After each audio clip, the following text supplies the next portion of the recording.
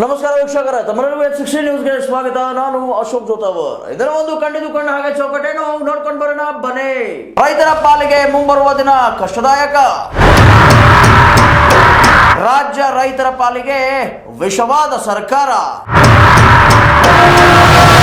ಎಲ್ಲ ದರ ಏರಿದರೂ ರೈತರ ಪಾಲಿಗೆ ಕೇವಲ ಚೊಂಬು. ಡಿಸಿಸಿ ಬ್ಯಾಂಕ್ ಕೇವಲ ಶ್ರೀಮಂತರ ಪಾಲಿಗೆ. 1 ಎಕರೆಗೆ 1 ಲಕ್ಷ ಸಾಲ ಕೊಡಬಹುದು ಯಾವಾಗ? ಬೆಳಗಾವಿಯಲ್ಲಿ ಎಲ್ಲ ಪಕ್ಷದವರಿದ್ದರೂ ರೈತರ ಮಾತು ಕೇಳದ ನಾಯಕರು. ಸಾಮಾನ್ಯ ರೈತರಿಗೆ ಹಣ ಮಾಡೋದು ಒಂದು ಕೇವಲ ಸಿಂಹ ಸ್ವಪ್ನ. ಸರ್ಕಾರಿ ನೌಕರರ ಪಾಲಿಗೆ ಸಿಹಿ ಹಾಗೂ ರೈತರ ಪಾಲಿಗೆ ಕಹಿಯಾದ ಸರ್ಕಾರ. ನೋಡಿದ್ರಲ್ಲ ವೀಕ್ಷಕರೇ, ಯಾವ ರೀತಿಯಾದಂತಹ ಇವತ್ತಿನ ಒಂದು ಚರ್ಚೆ ಚೌಕಟ್ಟನ್ನ ಹಾಕೊಂಡಿದೀವಿ ಅಂತ ಹೇಳಿ. ಈ ಒಂದು ಚರ್ಚೆಯ ಚೌಕಟ್ಟನ್ನ ಏನಂತೀರಾ ನೀವು, ಚರ್ಚೆ ಮಾಡೋದಕ್ಕೆ ನಮ್ಮ ಜೊತೆಗೆ ನಮ್ಮ ಚಾನಲ್ನ CEO ಆದಂತಹ ಮಲ್ಲಪ್ಪ ಜೋತಾವರ್ ಸರ್ ಇದ್ದಾರೆ. ಸರ್, ತಮಗೆ ಸ್ವಾಗತ ಪ್ರಥಮವಾಗಿ. ಅದೇ ರೀತಿ ಇವತ್ತಿನ ಒಂದು ಸಮಸ್ಯೆ ಏನಪ್ಪಾ ಅಂತಂದ್ರೆ ರೈತರ ಪಾಲಿಂದು, ರೈತರಿಗೋಸ್ಕರ, ರೈತರ ಪರವಾಗಿ. ಯಾಕೆ ಈ ಮಾತು? ರಾಜ್ಯದಲ್ಲಿ ರೈತರು ನರಳಾಡ್ತಾ ಇದ್ದಾರೆ. ಅಂದರೆ ಇನ್ ದ ಸೆನ್ಸ್ ದಟ್ ರೈತರ ಮಕ್ಕಳಿಗೆ ಹೆಣ್ಣು ಸಿಗ್ತಾ ಇಲ್ಲ, ರೈತರ ಮಕ್ಕಳಿಗೆ ಏನಂತೀರ ನೀವು, ಸಾಲ ಸಿಗ್ತಾ ಇಲ್ಲ, ಏನಾದರೂ ದುಡ್ಕೊಬೇಕು ಮಾಡ್ಕೊಬೇಕು ಅಂತ ಹೇಳಿದ್ರೆ ಸಪೋರ್ಟ್ ಇಲ್ಲ, ಅಂದರೆ ಪ್ರೋತ್ಸಾಹ ಇಲ್ಲ. ಸೊ ಇವೆಲ್ಲದರಗಳ ನಡುವೆ ಸರ್ಕಾರದೊಂದು ಮಾತಿರುತ್ತೆ, ಏನೇ ಆಗ್ಲಪ್ಪ ಕಮರ್ಷಿಯಲ್ ಅವ್ರಿಗೆ ಕೊಟ್ಟರೆ ದುಡ್ಡು ಬರುತ್ತೆ, ಕಮರ್ಷಿಯಲ್ ಅವ್ರಿಗೆ ಹಾಕಿದ್ರೆ ಒಂದು ರೀತಿ ಒಳ್ಳೆಯದಾಗುತ್ತೆ ಅನ್ನುವಂತಹ ಮಾತು. ಇಲ್ಲ ಪಕ್ಕದಲ್ಲಿರುವಂತಹ ಮಹಾರಾಷ್ಟ್ರ ಸರ್ಕಾರ, ಅಲ್ಲಿ ಏನಿಲ್ಲಪ್ಪ ಅಂತಂತಂದ್ರೂ 60,000ವರೆಗೂ ಸಾಲ ಕೊಡ್ತಾರೆ. ಬಟ್ ಇಲ್ಲಿ 40,000 ಕೊಡ್ಬೇಕಪ್ಪ ಅಂತಂತಂದರೆ ಬಿಕ್ಕಿ ನೀರು ಕೇಳ್ತಾರೆ. ಬಟ್ ಪೆಕ್ಸ್ ಬ್ಯಾಂಕ್ ಹೇಳಿರುವಂತಹ ಮಾತು, ಹಿಂದೆ ನಮ್ಮ ಚಾನಲಲ್ಲಿ ಮಲ್ಲಪ್ಪ ಜೋತಾವರ್ ಸಾರು ಒಂದು ಇಂಟರ್ವ್ಯೂ ಮಾಡಿದ್ರು, ಗುಂಡಣ್ಣ ಅವರು ಅಂತ ಹೇಳಿ ವಕೀಲರು, ರೈತ ನಾಯಕರು. ಸೊ ಅವ್ರನ್ನ ಇಂಟರ್ವ್ಯೂ ಮಾಡಿದಾಗ ಅಪೆಕ್ಸ್ ಬ್ಯಾಂಕ್ ಹೇಳ್ತದಂತೆ ಮಿನಿಮಮ್ ಟು ಮಿನಿಮಮ್ 82,000 ಸಾಲ ಕೊಡಬೇಕು. ಸೊ ಇವೆಲ್ಲ ಒಂದು ಚರ್ಚೆ ಚೌಕಟ್ಟನ್ನು ಇವತ್ತು ಹಾಕೊಂಡಿದ್ದೀವಿ. ರೈತರಿಗೋಸ್ಕರ ಇರುವಂತಹ ನಮ್ಮ ಚಾನಲ್ಲು ಇವತ್ತು ರೈತರಿಗೋಸ್ಕರ ಒಂದೆರಡು ಧ್ವನಿಗಳನ್ನು ಎಬ್ಬಿಸ್ತಾ ಇದೆ. ಸರ್, ಪ್ರಥಮವಾಗಿ ರೈತರ ಪಾಲಿಗೆ ಮುಂಬರುವ ದಿನಗಳು ಕಷ್ಟದಾಯಕನ? ಬಿಡಿಸೋಳ ಅವಶ್ಯಕತೆ ಇಲ್ರಿ. ಕಣ್ಣಿ ಕಾಣುವಂಥದ್ದು ಹಂಗೆ ಹುಣ್ಣಿ ಕನ್ನಡಬೇಕೇನು. ಕಷ್ಟ ಯಾವಾಗ ಹಿಂದೂ ಇತ್ತು, ಈಗೂ ಐತಿ, ಮುಂದೂ ಐತಿ, ಮುಂದೂ ಇರ್ತೈತಿ. ಎಲ್ಲಿವರೆಗೆ ರೈತ ಸ್ವತಃ ಜಾಗೃತಿ ಆಗೋದಿಲ್ಲ, ಇವು ಕಷ್ಟ ಇರೋದನ್ನ ರೀ. ಯಾವ ಮನುಷ್ಯ ನನಗೆ ಹಸು ಆಗಿದೆ ಅಂತ ಹೇಳಿಕ್ಕೆ ಬರೋದಿಲ್ಲೋ ಅದು ಮೂಕ್ ಪ್ರಾಣಿ ಇದ್ದಂಗೆ. ಈಗ ರೈತ ಮೂಕ್ ಪ್ರಾಣಿ. ಸರ್, ನಾವು ಹಾಕಿದಾಗ ಕೇಳಿರಲಿಲ್ಲ, ಒಂದು ದನಕ್ಕೆ ಮೇವು ಹಾಕಿದಂಗೆ ಇವ್ರಿಗೆ ಹಾಕ್ಬೇಕು ನಾವು. ಜಾಗೃತಿ ಇಲ್ಲ. ಈ ಒಂದು ಕಿವುಡು ಸರ್ಕಾರ, ಕಿವುಡಿಲ್ರಿ ಅದು ಸರ್ಕಾರ, ಜಾನ ಕಿವುಡು, ಜಾನ ಕುರುಡ, ಕಿವುಡಿಲ್ಲ, ಅದು ಎಲ್ಲ ಗೊತ್ತದ ಅವ್ರಿಗೆ. ಈ ಒಂದು ಇಂಥ ಸರ್ಕಾರದ ಮುಂದೆ ಮೊನ್ನೆ ಏನಂತೀರ ಸರ್ ನೀವು, ಮಿನಿಮಮ್ ಟು ಮಿನಿಮಮ್ ಒಬ್ಬರು KM ಪಾಟೀಲ್ ಅಂತ ಹೇಳಿ ಅವರು ಕೂಡ ಪತ್ರಕರ್ತರು, ಅದೇ ರೀತಿ ರೈತರ ಮೇಲೆ ಕಾಳಜಿ ಇರುವಂತಹ ಇಲ್ಲೇ ಸಂಕೇಶ್ವರದವರು ರೈತ ಮುಖಂಡರು ಕೂಡ KM ಪಾಟೀಲ್ ಸಾಹೇಬರು ಅಂತ ಹೇಳಿ ಅವರು ಫೋನ್ ಹಾಕಿ ಮಾತಾಡಿದಾಗ ಹೇಳ್ತಾರೆ, ಇವೆಲ್ಲ ರೈತರನ್ನ ಮಟ್ಟ ಹಾಕ್ಲಿಕ್ಕೆ ಮಾಡ್ತಿದ್ದಾರೆ ಇವರು.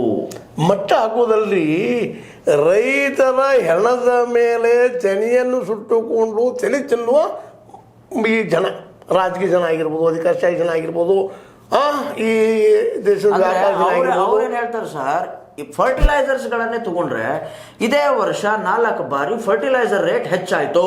ಆಯ್ತಲ್ಲ, 4 ತಿಂಗಳಿಗೆ 2,000 ರೂಪಾಯಿ ಕೊಡ್ತಾ ಇದ್ದಾರೆ ಮೋದಿಯವರು. ಸಾಣದ ಕೊಡ್ತಾ ಇದ್ವಿ ನಾವು ನಿಮಗೆ. ಹಿಂದೆ ಕಾಂಗ್ರೆಸ್ ಕೊಟ್ಟಿಲ್ಲ, ನಾವು ಕೊಡ್ತಾ ಇದ್ದೀವಿ, ಅದಕ್ಕೆ ಏರಿಸ್ತಾ ಇದ್ದೀವಿ. ಏನು ತಪ್ಪದ ಅಂತ ಕೇಳ್ತಾ ಇದ್ದಾರೆ ಅವರು. ಅಲ್ಲ ಸರ್, ಸಿಂಪಲ್ ಆಗಿ ಒಂದೇ ಮಾತು ಕೇಳ್ತೀನಿ ನಿಮಗೆ, ರೈತರಿಗೆ ಪ್ರಾಪರ್ ಆದಂತಹ ಬೆಂಬಲ ಬೆಲೆ, ಏನಕ್ಕಂದ್ರೆ ನಮ್ಮ ಚಾನಲಲ್ಲಿ ಬಾರಂಬಾರಿ ಇದನ್ನ ಎಬ್ಬಿಸ್ತಾನೆ ಇರ್ತೀವಿ. ಕರೆಕ್ಟ್ ಆಗಿರುವಂತಹ ಬೆಲೆ ಸಿಕ್ಬಿಟ್ರೆ ಇವ್ರು ಏನಕ್ಕೆ ಕೊಡ್ಬೇಕು ಸರ್ ಇವ್ರಿಗೆ? ರೈತರೇ ವಾಪಸ್ ಕೊಡೋಂಗಾಗ್ಬಿಡ್ತಾರಲ್ಲ. ಹೌದಲ್ರಿ, ಅವ್ರು ಮಾರ್ಕೆಟ್ ಕೊಡ್ರಲ್ಲ, ಮಾರ್ಕೆಟ್ ಕೊಡ್ತಾ ಇಲ್ಲ ನೀವು, ಮತ್ತೆ ಹೋಗಲಿ, ಅವ್ರು ಕೊಡೋದಿಲ್ಲ. ಶತಸಿದ್ದಿದು ಮಾರ್ಕೆಟ್ ಎಂದೂ ಕೊಡೋದಿಲ್ಲ ಇವ್ರಿಗೆ. ಯಾಕೆ ಮಾರ್ಕೆಟ್ ಕೊಡೋದಿಲ್ಲ ಅಂದರೆ ಇವ್ರ ಮಾರ್ಕೆಟ್ ಮೇಲೆ ಅವ್ರು ಬದುಕ್ತಾ ಇದ್ದಾರೆ. ಇವರ ದವಸ ಧಾನ್ಯಗಳ ಮೇಲೆ ಅವ್ರು ಬದುಕ್ತಾ ಇದ್ದಾರೆ. ಅಂದ್ರೆ ಇವ್ರಿಗೆ ಯಾಕೆ ಕೊಡ್ತಾರ್ರಿ? ಅಂದ್ರೆ ಇದು ಎಕ್ಸಾಕ್ಟ್ ಆಗಿ ಹೇಳ್ಬೇಕಪ್ಪ ಅಂತಂದ್ರೆ ಸೀದಾ ಹೇಳ್ಬೇಕಂತಂದ್ರೆ ವಿಷವಾದಂತಹ ಸರ್ಕಾರ. ಇದೆಲ್ಲ ಯಾವ ಕಾರಣಕ್ಕೂ ಸರ್ಕಾರ ವಿಷಾನ. ಅದನ್ನ ಗಾಂಧೀಜಿ ಅವ್ರು ಹೇಳ್ತಾ ಇದ್ರು. ಗಾಂಧೀಜಿ ಅವ್ರು ಹೇಳ್ತೀವಿ ಮಾತನ್ನು ನೀವು ಯಾರು ಅರ್ಥ ಮಾಡ್ಕೊಳ್ಳಿಲ್ಲ ಇವತ್ತಿನ ಎಲ್ಲ ಜನನು. ಮಾರ್ಕೆಟಲ್ಲಿ ರೈತರಿಗೆ ಯಾಕೆ ಕೊಡ್ರಿ, ಗ್ರಾಮ ರಾಜ್ಯ ಮಾಡ್ರಿ, ಡಿಸ್ಟ್ರಿಬ್ಯೂಟ್ ಮಾಡ್ರಿ ಅದನ್ನ, ಅಧಿಕಾರ ಮತ್ತು ಅರ್ಥವ್ಯವಸ್ಥೆಯನ್ನ. ಕೆಲವು ಅಧಿಕಾರ ಒಂದೇ ಅಲ್ಲ, ಅರ್ಥವ್ಯವಸ್ಥೆ ಸಹಿತ ಹಳ್ಳಿಗೆ ಹೋಗಲಿ, ಅಲ್ಲಿಂದ ಬಲ್ಲದ ಬಯಸ್ತಾ ಇದ್ರು ಪಾಪ. ಅದನ್ನ ಯಾರೂ ಅರ್ಥ ಮಾಡ್ಕೊಳ್ಳಿಲ್ಲ. ಅದನ್ನ ಅರ್ಥ ಮಾಡ್ಕೊಂಡವ್ರು ಒಬ್ಬರ ನಮ್ಮ ಏನಪ್ಪ ಅಂತಂದ್ರೆ ಅವ್ರ ಹೆಸರು ನೆನಪಾಗ್ತಾರೆ, ಸಮಾಜವಾದಿ ಚಿಂತಕರಾದಂಥ ನಮ್ಮ ಅವ್ರ ಹೆಸರು ನೆನಪಾದ್ರೆ ಹೇಳ್ತೀನಿ ನಿಮಗೆ. ಆ ವ್ಯಕ್ತಿ ಒಬ್ಬರೇ ಇಂಡಿಯಾದಲ್ಲಿ. ಒಬ್ಬರು ನಮ್ಮ ಜಯಪ್ರಕಾಶ್ ನಾರಾಯಣರು, ಇನ್ನೊಬ್ರು ಅವ್ರು JP, ಇನ್ನೊಬ್ರು ಅವ್ರ ಮಿತ್ರರಾದಂಥವ್ರು ಎಲ್ಲಿ ಬರ್ತಾರೆ ಹೇಳ್ತೀನಿ ನಿಮಗೆ. ಆ ವ್ಯಕ್ತಿ ಅವ್ರು ಬಿಟ್ಟು ಉಳಿದವ್ರು ಯಾರೂ ಅದನ್ನು ವಿಚಾರ ಮಾಡಲಿಲ್ಲ. ನಿಜವಾದ ಗಾಂಧಿ ವಾರ್ತ ಅವ್ರು ಆಗ್ಬೇಕಾಗಿತ್ತು. ಈ ದೇಶದ ಪ್ರಧಾನಿ ಅವರೇ ಆಗ್ಬೇಕಾಗಿತ್ತು. ದುರಂತ ನಮಗೆ ಈ ನಮ್ಮ ನೆಹರು ಅವರಾಗಿ ಇಡೀ ವ್ಯವಸ್ಥೆಯನ್ನು ಗಾಳಿಸಿದವರು ಅವ್ರು ಫಸ್ಟ್. ಮತ್ತು ಇವತ್ತು BJPಗರಂತೆ ಇವತ್ತು ಮೋದಿ ಅವರಂತೆ ಪೂರ್ತಿ ಗಬ್ಬು ಎಬ್ಬಿಸಿಬಿಟ್ರು ಅದನ್ನು. Correct sir. ಇವಾಗ ಎಲ್ಲದರ ಏರಿದ್ರು ರೈತರ ಪಾಲಿಗೆ ಏನಕ್ಕೆ ಏರ್ತಾ ಇಲ್ಲ? ಏರೋದಿಲ್ಲ, ಅದು ಅವ್ರ ಥರ ಅವ್ರು ತಿಂತಾ ಇದ್ದಾರೆ. ಹೆಂಗೆ ಇರ್ತದೆ ಈಗ ನೋಡ್ರಿ, ಮೊನ್ನೆ ಕಬ್ಬಿಂದನ 3300 ಏರಿಸಬೇಕಾದ್ರೆ ರೈತರು ಕುರಿ ಕೊರಕ್ಕೆ ಬೆಳೆಸ್ಬೇಕಾಗಿತ್ತು. ಯಾವ ರೀತಿ ಹೋರಾಟ ಮಾಡಿದರು ಗುರ್ರಾಪುರದಲ್ಲಿ, ಏನೇನು ಆಯಿತು ಪರಿಸ್ಥಿತಿ. 2 ದಿವಸ ಕೊಡ್ತಾರಲ್ಲ, ಎಷ್ಟು ತಂದೆ ತೊಗೊಂಡ್ರು ಪಾಪ ಅವರು. ಎಷ್ಟು ಓಡಾಟ ಆಯಿತು, ಬರೀ 3300, 4,500 ರೂಪಾಯಿ ಖರ್ಚು ಬರ್ತದೆ. ಚಾಲೆಂಜ್ ಮಾಡ್ತಾನೆ ಇದ್ದಾರೆ ಸೆಂಟ್ರಲ್ ಗೌರ್ಮೆಂಟ್ಗೆ ಎಲ್ಲರಿಗೂ. ಬರಲ್ಲ ಮುಂದೆ ತೋರಿಸ್ತೀನಿ, ಅವ್ರು ಕೊಡ್ತಾ ಇದ್ದಾರೆ 1,200 ರೂಪಾಯಿ ಪ್ರತಿ ಇದಕ್ಕೆ. ಅಲ್ಲ ಸರ್, ಇದ್ರ ಪ್ರಶ್ನೆ ಏನಪ್ಪಾ ಅಂತಂತಂದ್ರೆ ಅದರದೇ ಆದಂತಹ FRP ರೇಟನ್ನು ಯಾರು ಮಾಡೋರು? FRP ರೇಟ್ ಅದೆಲ್ಲ ಒಂದು ಕಮಿಟಿ, ಕೋರ್ ಕಮಿಟಿ. ಅದೇ ಕಮಿಟಿನ ನಾವು ಶಬ್ದ ಬಳಸ್ಬೇಕಾಗ್ತದೆ. ಕೇವಲ 4 ಗೋಡೆಗಳ ಮಧ್ಯೆ ಕೂತು ಮಾಡುವಂಥದ್ದಲ್ಲ ಅದು. ಅಲ್ಲಿ ಬಂದು ಫೀಲ್ಡಿಗೆ ಬಂದು ನೋಡ್ಬೇಕಾಗ್ತದೆ. ಖರ್ಚು ಎಷ್ಟದು, ಏನದು, ಏನು ಒಬ್ಬ ರೈತ ಅಂತ ಬೆಳಿಬೇಕು, ಏನೇನು ತೊಂದರೆ ತೊಗೊಳ್ತಾನ, ಹುಡುಗಣ್ಣದ ಇಲ್ರಿ ಅದು. 4,500 ಕೆಳಗೆ ಖರ್ಚು ಬರೋದಿಲ್ಲ ರೀ ಒಂದು ಟನ್ನಿಗೆ. ಇವತ್ತು 1 ಎಕರೆಗೆ 20 ಹೆಚ್ಚು ಕಡಿಮೆ 2 ಲಕ್ಷ ಖರ್ಚು ಬರ್ತಾ ಇದೆ. 1 ಎಕರೆಗೆ 2 ಲಕ್ಷ ಖರ್ಚು ಬರ್ತದೆ ಪಾಪ. ದುಡ್ಡು ಒಂದು ಕಡೆ ದುಡಿಬೇಕಲ್ಲೇ, ಬೆಳೆಬೇಕಲ್ಲೇ, ಗೊಬ್ಬರ ಹಾಕ್ಬೇಕು, ಓಡಾಡ್ಬೇಕು, ಮಾಡ್ಬೇಕು. ಶ್ರಮಕ್ಕೇನು ಬೆಲೆ ಇಲ್ವಾ? ಇವ್ರು ಕೇಳಿದ್ರೆ ಇವತ್ತು ನಮ್ದು ಲಾಸ್ ತಿಳಿದಿದೆ ಅಂತ ಹೇಳ್ತಾರೆ ಪ್ರತಿಯೊಂದು ಕಾರ್ಖಾನೆಯವರು, ಶುಗರ್ ಫ್ಯಾಕ್ಟ್ರಿ ಅವರು. ಅದಂತೂ ಹೇಳ್ತಾರೆ ಬಿಡಿ ಸರ್. ಪಾಪ ಇವರು ಯತ್ನಾಳ್ ಅವರು ಇಷ್ಟೆಲ್ಲ ಹಿಂದೂ ಹೃದಯ ಸಾಮ್ರಾಟ್ ಮಹಾನ್ ವ್ಯಕ್ತಿ.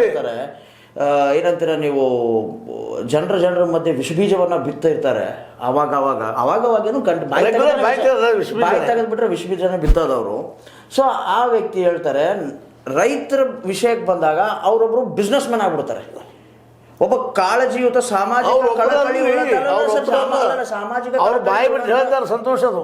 ಯಾಕಂತಂದ್ರೆ ಇನ್ಕೆಲ್ಲ ಬಾಯಿ ಬಿಟ್ಟು ಹೇಳೋದಿಲ್ಲ. ಮುಗಮ್ಮಗೆ ಏನ್ ಮಾಡೋದು ಮಾಡ್ತಿರ್ತಾರ. ಕೊಕ್ಕರ ಇದ್ದಂಗ್ರ ಅವ್ರು. ಬಟ್ ನಮ್ಮ ಇರಪಟ್ಟ ಹಿಡ್ಕೊಂಡು ಕೂತ್ಬಿಡು ಮತ್ತೆ ನಾವು ಶಿವನಾಯ್ತಾನೋ ರಾಮನಾಯ್ತಾನೋ ಏನಿಲ್ಲ ಹೋಗಿ ಗೊತ್ತದು. ಏನು ಇನ್ನೊಂದು ಮೀನು ಸಿಗ್ತದೆ ನೋಡ್ತಾ ಇರ್ತಾನೋ, ಗಾಳ ಹಾಕ್ತಿರ್ತಾನೆ. ಅಂಥ ಮಂದಿ ಹೊಳಿತಾರೆ. ಓಪನ್ ಮಾತಾಡ್ತಾರೆ. ಅಷ್ಟೇ ನಮ್ಗೆ ಗೊತ್ತಾಗ್ತದೆ ಈ ಮನುಷ್ಯ ಇಂಥ ಹೊಂದ್ಯಾನಪ್ಪ ಅಂತೇಳಿ. ಹೌದು ಅದೇ ಈ ವ್ಯವಸ್ಥೆ ಹೆಂಗದ ರೀ, ಒಬ್ಬರಲ್ಲ ಇಡೀ ವ್ಯವಸ್ಥೆ ಎಲ್ಲರೂ. ಇವತ್ತು ನೀವು ಯಾವ ರಾಜಕಾರಣಿ ತೊಗೊಳ್ರಿ ಇವರೆಲ್ಲರೂ ಇವತ್ತು ದಂಧೆ ಮಾಡಕ್ಕೆ ಕೂತಿದ್ದಾರೆ. ಅವರು ದುಡ್ಡು ಹಾಕ್ತಾರ್ರಿ. ಅವರು ಇಲೆಕ್ಷನ್ನಲ್ಲಿ ನೀವು 500,000 ರೂಪಾಯಿ ತೊಗೊಳ್ತೀರಪ್ಪ ರೈತರು. ನಾ ಕೇಳ್ತೀನಿ ಇವತ್ತು ಯೋಗ್ಯರನ್ನ ಆರಿಸ್ಬೇಕಾಯ್ತು. ನೀವು ನಿಮ್ಮ ಕೈಯಲ್ಲಿದ್ದ ಅಧಿಕಾರ ಇದ್ದಾಗ ಸರಿಯಾದ ದಿನಕ್ಕೆ ಓಟ್ ಯಾಕಾಗಲಿಲ್ಲ? ಮೊನ್ನೆ ಇದ KPS ಸದಸ್ಯರು ದುಡ್ಡು ತೊಗೊಂಡು ಯಾಕೆ ಬೆಳೀತಾರಪ್ಪ ಇವರಿಗೆ? ಅವ್ರು ಕೊಡ್ತಾರ್ರಿ, ಅವ್ರು ಕೊಡ್ತಾರೆ, ನೀವೇ ತಗೋಬೇಕು. ಅಲ್ಲ ಸರ್, ಅವ್ರನ್ನ ಕಿಡ್ನಾಪ್ ಮಾಡ್ಕೊಂಡು ಆದಾಗ ಕಂಪ್ಲೇಂಟ್ ಮಾಡಕ್ಕೆ ಬರ್ತಿಲ್ಲ ಅವ್ರಿಗೆ. ಅಷ್ಟು ಹೇಳಿಲ್ಲ. ಕಿಡ್ನಾಪ್ ಹೆಂಗೆ ಮಾಡ್ತಾರೆ ಅವರು? ಹೆಂಡ್ರ ಮಕ್ಕಳನ್ನ ಕೊಂದ್ರೆ ಯಾಕೆ ಕೊಲ್ತಾರ್ರಿ? ಪ್ರಜಾಪ್ರಭುತ್ವ ದೇಶ ಇದ್ದು ಒಬ್ಬರು 4 ಮಂದಿ ಕಂಪ್ಲೇಂಟ್ ಮಾಡ್ರಿ. ಬಂದು ನೀವು ಮುಂದೆಲ್ರಿ ಸಾಯೋದಕ್ಕೆ ಹಿಂಗೆ ಸಾಯೋದ್ರಿ. ಈಗ ರೈಲ್ ಎರ್ಸೋದು ಹೋಗ್ತಾರಪ್ಪ. ಏನು ಮಾಡೋರು ನೀವು ಲೈಫ್ನಾಗ? ಎಷ್ಟು ಜನ ಕಳೆದ 2025ವರೆಗೆ 55 ಲಕ್ಷ ಜನ ರೈತರು ಆತ್ಮಹತ್ಯೆ ಮಾಡ್ಕೊಂಡಿದ್ದಾರೆ. ಇದು ಗೊತ್ತಿರಲ್ಲ ನಿಮಗೆ. ಇಷ್ಟು ಗೊತ್ತಿತ್ತು ಮತ್ತು ದುಡ್ಡು ತೊಗೊಂಡು ಇಂಥವ್ರು ಹೋಗಿ ಹಾಕ್ತಾರೆ. ಏನು ಎತ್ಕೊಂಡು ಹೋಗ್ತಾರೆ, ಎತ್ಕೊಂಡು ಹೋಗಿ ಸಣ್ಣ ಕಂಪ್ಲೇಂಟ್ ಮಾಡಕ್ಕೆ ಬರೋದು ನಿಮಗೆ? ಇಷ್ಟು ಧೈರ್ಯ ಇಲ್ಲದ್ರೆ ಮತ್ತು ಶೋಷಣೆ ಮಾಡ್ತಾರೆ ಅವರು. ಮತ್ತು ಮನೆಯಲ್ಲಿರುವಂತಹ ಹೆಣ್ಮಕ್ಳನ್ನ ಕಾಡ್ತಾರೆ. ಯಾಕೆ ಕಾಡ್ತಾರೆ? ಕಂಪ್ಲೇಂಟ್ ಕೊಡ್ರಿ. ಕಂಪ್ಲೇಂಟ್ ಕೊಟ್ಟರು ಇಲ್ಲಿ ತಪ್ಪದೈದು. ನೀವು ಯೂನಿಟಿ ಆಗಿರಿ. ನೀವು ಯೂನಿಟಿ ಆಗಿ ಮೊದಲು ರೈತರು ಯಾಕೆ ಮಾಡ್ತಾರೆ? ಒಂದು ಹಳ್ಳಿಯಾಗ ಎಷ್ಟು ಜನ ಇರ್ತೀರಪ್ಪ ನೀವೆಲ್ಲರೂ ಯಾಕೆ ಒಕ್ಕಟ್ಟಾಗೋದ್ರ ಒಬ್ಬ ಈಗ ತೊಂದರೆ ಕೊಟ್ಟ ಒಬ್ಬ ಮನುಷ್ಯ ಯಾವನೋ ಬಂದ ಒಬ್ಬ ರಾಜಕಾರಣಿ ಇಲ್ಲಿಗಂತ ಗುಂಡ ಅಲ್ರಿ ಅದು ಧರಡುಕೋರ್ರಿ ಬಂದು ಧಮಕಿ ಕೊಟ್ಟ ನೀವೆಲ್ಲ ಕಂಪ್ಲೇಂಟ್ ಆಗಿ ಮಾಡೋದಲ್ಲ ಒಂದಾಗ ಆಗೋದಿಲ್ಲ. ಏನಂತಾರೆ ನೀವು ನಮ್ಮ ಹಿರಿಯರ ಕಟಾಡಿ ಸಾಹೇಬ್ರು ನಮ್ಗೆ ಇಂಟರ್ವ್ಯೂ ಕೊಟ್ಟಾಗ ಒಂದು ಮಾತು ಹೇಳಿದ್ರಲ್ಲ, ಎಬ್ಸ್ಕೊಂಡು ಹೋಗ್ಬಿಡ್ತಾರೆ. ಹೋದ್ರೆ ಕಂಪ್ಲೇಂಟ್ ಕೊಟ್ಟು ಬೆಲ್ ಹತ್ತಿ ಮಂದಿನ ತೊಗೊಂಡು ಮಾಡ್ಬೇಕು. ಆಮೇಲೆ ಹಿಂದೆ ಹಿರಣ್ಣ ಕಟಾಡಿ ಅಂತ MP ಕೂಡ ನಿಂತರು ಕೂಡ ಅವ್ರ ಹಿಂದೆ ಸರಿದ್ರಂತೆ ಕಂಪ್ಲೇಂಟ್ ಕೊಡೋದು. ಅದ್ರಿ ಇಡೀ ಹಳ್ಳಿ ಆ ಸಂದರ್ಭದಲ್ಲಿ ರೈತರು ಅವ್ನ ಬೆನ್ನಿಗೆ ನಿಲ್ಲಬೇಕು. ಸತ್ತಿತ್ತಂದ್ರೆ ಬೆನ್ನು ನಿಲ್ಲಬೇಕು. ಇವತ್ತು ಹಿರಣ್ಣ ಕಟಾಡಿಗೆ ಆಗ್ತದ, ನಾಳೆ ಮತ್ತೊಬ್ಬಗೆ ಆಗ್ತದ. ಮತ್ತೆ ನೀವು ಅನ್ಸ್ಕೊತ ಹೋಗ್ತೀರಾ? ಅನ್ಸ್ಕೊತ ಹೋದ್ರೆ ಮಾಡ್ತಾರಪ್ಪ. ಅದಕ್ಕೆ ಏನು ಪರಿಹಾರ ಇಲ್ಲ. ನೋಡ್ರಿ, ನನಗೆ ನನ್ನ ಮೇಲೆ ಅನ್ಯಾಯ ಆಗ್ಯದ, ನಾನು ಪ್ರತಿಭಟನೆ ಮಾಡಬೇಕು. ನನ್ನ ಹೊಟ್ಟೆ ಹಸ್ತದ, ನಾವು ಊಟ ಮಾಡಬೇಕು. ನೀವು ಊಟ ಮಾಡಿ ನಾನು ಹೊಟ್ಟೆ ತುಂಬತದನ? ಇನ್ನೊಬ್ಬರಿಗೆ ಯಾರು ಹೋರಾಟ ಮಾಡೋದಿಲ್ಲ. ಇದು ವಸ್ತುಸ್ಥಿತಿ. ಮತ್ತೆ ಸರ್, ಇದೇ ರಾಜಕಾರಣಿಗಳು ಊರಲ್ಲಿ, ನಾನು ಎಲ್ಲ ಧಾರ್ಮಿಕ ಕ್ಷೇತ್ರಗಳಿಗೂ ತಗೊಂಡ್ಬಿಡ್ತೀನಿ, ಮಸ್ಜಿದ್ ಕಟ್ಟೋದಕ್ಕೆ, ಗುಡಿ ಕಟ್ಟೋದಕ್ಕೆ, ಗುಂಡಾಂತರ ಕಟ್ಟೋದಕ್ಕೆ, ಚರ್ಚ್ಗಳನ್ನು ಕಟ್ಟೋದಕ್ಕೆ ಜಾಗವನ್ನು ಅಲಾಟ್ ಮಾಡಿ ಅದಕ್ಕೆ ಒಂದೆರಡು ಇಟ್ಟಗಿಗಳನ್ನು ಕೊಟ್ಬಿಟ್ಟು ದಾನವನ್ನು ಮಾಡಿ ದಾನ ದತ್ತಿಯನ್ನು ಮಾಡ್ತಾರಲ್ಲ ಸರ್. ಮತ್ತು ಇವರೇನಕ್ಕೆ ಕೇಳ್ತಿದ್ದಾರೆ? ಯಾರು ಅಂದರೆ ರೈತರು ಇವೆಲ್ಲ ಬೇಕು ಅಂತ ಕೇಳಿದಾಗೆ ಅವರೆಲ್ಲ ಕೊಟ್ಟಿರ್ತಾರೆ. ಮತ್ತು ಇವಾಗ ಇದು ಬೇಕು ಅದು ಬೇಕು ಅಂತಂದ್ರೆ ಎರಡರಲ್ಲಿ ಯಾವುದಾದ್ರೂ ಒಂದನ್ನ ಕೇಳಬೇಕಲ್ವ? ಮೊದಲು ಕೇಳಬೇಕಾಗಿದ್ದು ಅದೆಲ್ಲಕ್ಕಿಂತ ಇಂಪಾರ್ಟೆಂಟ್ ಕೇಳಬೇಕಾಗಿದ್ದು ನಮ್ಮ ಪ್ರತಿ ಹಳ್ಳಿಗೂ ಗೋಡಾವನ್ಗಳು ನಮ್ಮ ಬೆಳೆದ ಬೆಳೆ ನೀಡು ಜಾಗ ಕೊಡ್ರಪ್ಪ, ಅದು ಮಾಡಿ ಕೊಡ್ಲಿ ಕೇಳ್ಬೇಕಿದನ್ನ. ನೀವು ಏನೋ ಕೇಳಿದ್ರೆ ಏನಾಗೋದು? ಹೌದು, ಶಿವಮಂದಿರ ಕಟ್ಟೋದ್ರೆ ನೀವು ಅವ್ರಿಗೆ ಕೇಳ್ತೀರಿ. ನಿಮ್ಮಲ್ಲಿ ದುಡ್ಡು ಇದ್ರೆ ಕಟ್ಟಿಸ್ತಾರೆ ಗುಡಿ, ನಿಮ್ಮಲ್ಲಿ ಇಲ್ಲ ಅಂದ್ರೆ ಯಾಕೆ ಕಟ್ಟಿಸ್ತೀರಿ? ಇನ್ನೊಬ್ರು ದಾನ ಮಾಡಿಲ್ಲ ಅಂದ್ರೆ ಅದು ಲಾಭ ಮಾಡ್ಕೊತಾರೆ ಅವರು ದೇವ್ರ ಹೆಸರು ಮೇಲೆ. ಹೌದು, ದೇವರ ಹೆಸರು ಲಾಭ ಮಾಡ್ಕೊಂಡು ಅವ್ರು ಅನುಕೂಲ ಯಾಕೆ ಮಾಡ್ಕೊಡ್ತೀರಪ್ಪ ನೀವು? ಹಿಂಗೆ ಒಂದು ಸ್ವಲ್ಪ ಇಲ್ಲೇ ಹಳ್ಳಿ ಸೈಡ್ ಹೋಗಿದ್ದೆ ನಾನು. ಒಂದು ಮಾತೇನಪ್ಪ ಅಂತಂತಂದರೆ, ಇಲ್ಲ ಸರ್ ನಮ್ಮಲ್ಲಿ ರೋಡ್ ಆಗಿಲ್ಲ, ನಮ್ಮಲ್ಲಿ ಚರಂಡಿಗಳು ಕ್ಲೀನ್ ಇಲ್ಲ, ನಮ್ಮಲ್ಲಿ ಸ್ಟ್ರೀಟ್ ಲೈಟ್ಗಳು ಸೀದಾ ಹಾಕಿಲ್ಲ. ಬಂದ್ರಲ್ಲಪ್ಪ, ನೀವು ಗುಡಿ ಕಟ್ಟೋದಕ್ಕೆ ದುಡ್ಡು ಕೇಳಿದ್ರಿ, ಅದಕ್ಕೆ ಕೊಟ್ಟೆ. ಆಮೇಲೆ ಮಸ್ಜಿದ್ ಕಟ್ಟೋದಕ್ಕೆ ಅವ್ರು ಹೇಳ್ತಾರೆ, ಅವರು ನಾ ಇಲ್ಲಿ ದುಡ್ಡು ಕೊಡ್ತೀನಿ, ನಿಮ್ಮ ತೊಗೊಂಡು ಕೊಡ್ಬೇಕಲ್ಲಪ್ಪ. ಕೆರೆಯ ನೀರನ್ನು ಕೆರೆಗೆ ಚೆಲ್ಲಿ ಪುಣ್ಯ ಪಡ್ಕೊಂಡಿದ್ದೀರಪ್ಪ, ನೀವು ಓಟ್ ಹಾಕಿದ್ರಿ, ಇಟ್ಟ ಖರ್ಚು ಮಾಡಿದ್ದೀನಿ, ಅದು ದುಡ್ಡು ಯಾವ ಅಂತ ಕೇಳ್ತಾರೆ. ಪಾಪ ಅವ್ರು ತಪ್ಪಲ್ಲ, ಅದು ತಪ್ಪಲ್ಲ. ಅದಕ್ಕೆ ರೈತ ಎತ್ತರ ಆಗಬೇಕಾಗಿದೆ. ಇವತ್ತು ಭಾಳ ಪ್ರಮುಖವಾದ ವಿಷಯ. ತಮ್ಮ ಮಾರ್ಕೆಟ್ ತಾವು ಮಾಡ್ಕೋಬೇಕು, ಯಾರು ಮಾಡೋದಿಲ್ಲ. ಯಾಕಂದ್ರೆ ದಲ್ಲಾಳಿಗಳಿದ್ದಾರೆ, ಅವ್ರು ತಮ್ಮ ವ್ಯಾಪಾರ ತಾವು ಮಾಡ್ಕೋಬೇಕು. ಅದನ್ನು KM ಪಾಟೀಲ್ ಸಾಹೇಬ್ರು ಇನ್ನೊಂದು ಮಾತನ್ನು ಹೇಳಿದ್ರು. ಆಲ್ಮೋಸ್ಟ್ ಆಲ್ ಇಂಡಿಯಾದಲ್ಲಿ 70% of sugar 70% of sugar consumption ಎಲ್ಲಾಗ್ತಿದೆ ಅಂತಂತಂದರೆ ಇವೆಲ್ಲ ಕೋಕೋ ಕೋಲಾ ಫ್ಯಾಕ್ಟ್ರಿಗಳು, ಅವು ಮಲ್ಟಿನ್ಯಾಷನಲ್ ಫ್ಯಾಕ್ಟ್ರಿಗಳಿದಾವಲ್ಲ, ಕಮರ್ಷಿಯಲ್ಗೆ ಅದಕ್ಕೆ ಯೂಸ್ ಆಗ್ತಾ ಇದೆ.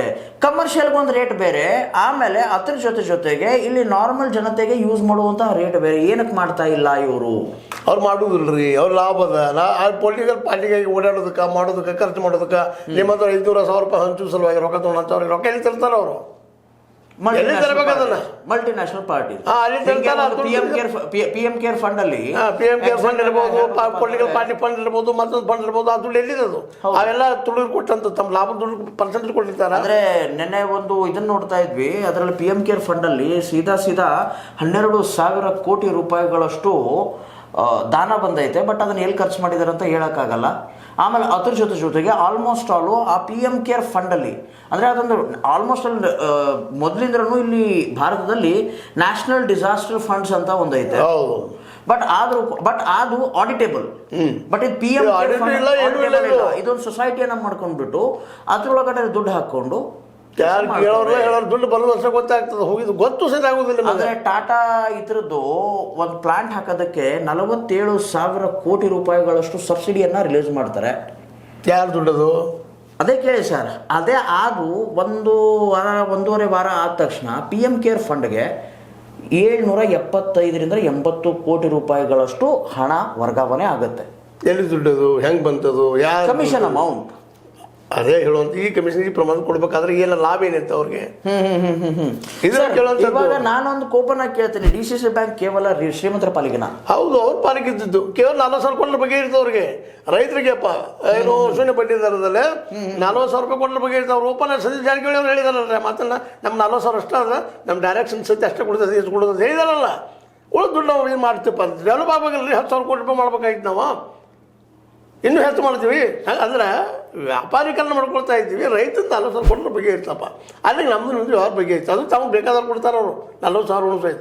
ಎಲ್ಲ ಕೊಡೋದಿಲ್ಲ. ಈಗ ಅವ್ರು ಓಟ್ ಹಾಕಿದವ್ರು ಯಾರು ಯಾಕೆ ಪೀಸ್ತದ್ರು ಅವ್ರು ಹೆಚ್ಚು ಕೊಡ್ತಾರೆ, ಉಳಿದವ್ರಿಗೆ ಪತ್ತ ಕೊಡೋದಿಲ್ಲ ಅಂತೇಳಿ ಕೆಲವು ಆರೋಪಗಳು ಇದ್ದಾವೆ ಅವ್ರ ಮೇಲೆ. ಸೊ ಮತ್ತು ಇದಕ್ಕೆಲ್ಲ ಇವಾಗ ಕರ್ನಾಟಕ ರಾಜ್ಯ ಸರ್ಕಾರ ಇದ್ದಿದ್ದು ಇದ್ರೊಳಗೆ ಹಸ್ತಕ್ಷೇಪ ಮಾಡಿ ಇವ್ರಿಗೆ ಏನಕ್ಕೆ ಸಿಗ್ತಾ ಇಲ್ಲ ಅಂತ ಕೇಳ್ಬೋದಲ್ಲ ಸರ್? ಯಾಕೆ ಹಸ್ತಕ್ಷೇಪ ಮಾಡ್ತಾರೆ? ಎಲ್ಲ MLA ಇದಾರ, ಮತ್ತೊಬ್ಬ ಅದಾರ, ಅವ್ರು ಎದುರು ಹಾಕೊಂಡು ಇದೆಲ್ಲ ಕೇಳ್ತಾರ ಸರ್ಕಾರ. ಈಗ ಕೇಳ್ಬೇಕಾದವ್ರು ರೈತರು ಯಾಕೆ ಕೇಳ್ತಾ ಇಲ್ಲ?